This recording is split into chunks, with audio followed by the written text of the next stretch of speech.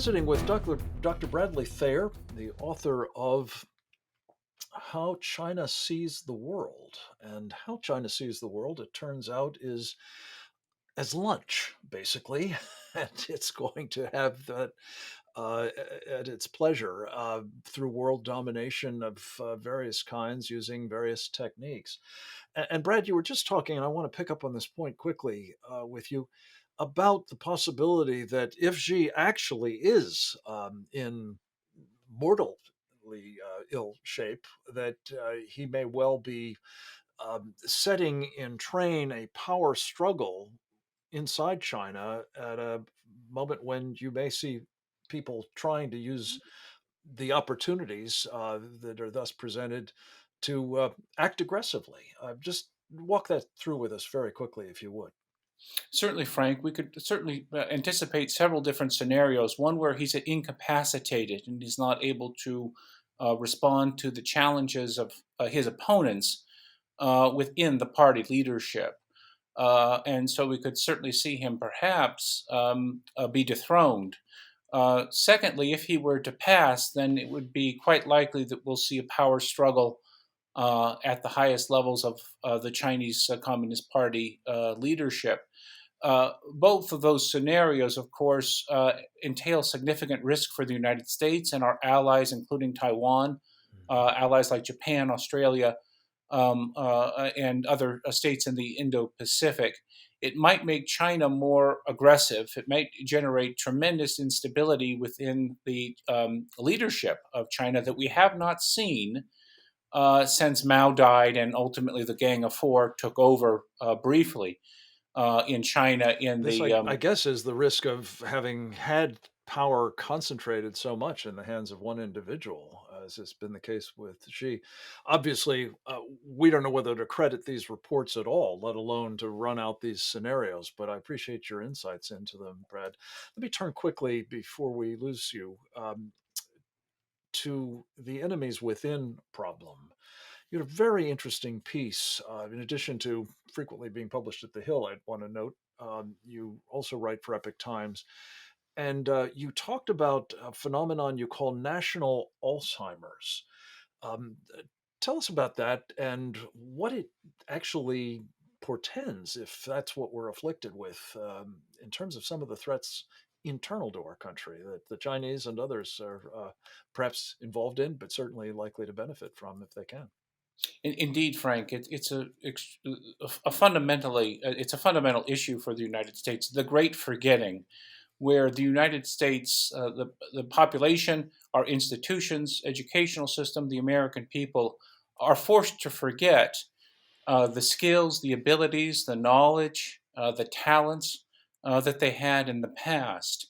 And that's by design. The national Alzheimer's that the United States may possess is a disease which is induced, and it's induced by the advance of, in essence, Marxism in its cultural Marxist form or critical theory form in American public life, in our institutions, Hollywood, of course, media, our foundations, uh, Academia, not least. academia. And you know from firsthand experience what this is like in that particular institution. But just this isn't an accident. This is No, part of the cultural Marxist, if you put it, agenda to deny people an understanding of their history and particularly the remarkable history of this country and indeed. the freedoms that are bequeathed to us by people who fought and died in some cases to give them to us, right? Indeed, they really control the present, that is, the intellectual commanding heights of American society, and thus they're able to shape the past. Mhm. And in order to advance their agenda presently and into the future, they require that Americans forget their past. Right. The battles against communism, the greatness of American political principles, values, ideas, traditions, history, Tearing down statues and otherwise trying herring. to rewrite that history in some cases. Indeed, and so they're compelling the United States to forget its past so that they can create the future that they want. And that's And really the key point, isn't it? Is this is about trying to shape where we go from here, which is easier done if you don't know where you've come from. Let's talk about an institution that I know we're both very concerned about. That seems to be in the crosshairs of these Marxists at the moment, namely the United States military. You've written about the importance of professionalism there. It seems as though we're more likely to see in the military these days political commissars, very much the Marxist stripe, brainwashing and indoctrinating and purging the military.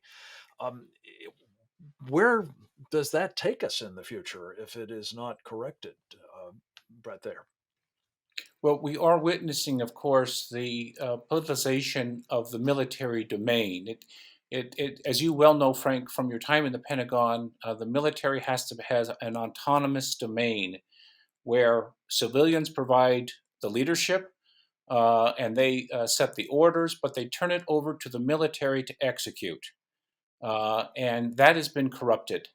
And what we're seeing is civilian military DoD leadership and military leadership within the department are advancing critical race theory or these other, if you will, elements of a cultural Marxist agenda.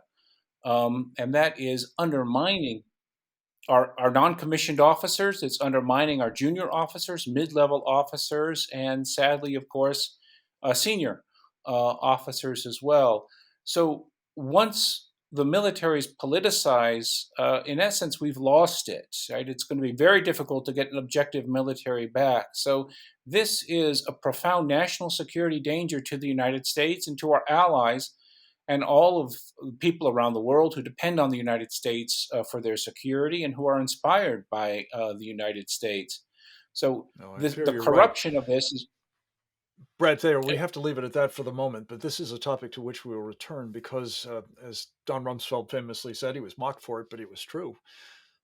You have to go to war with the army you have.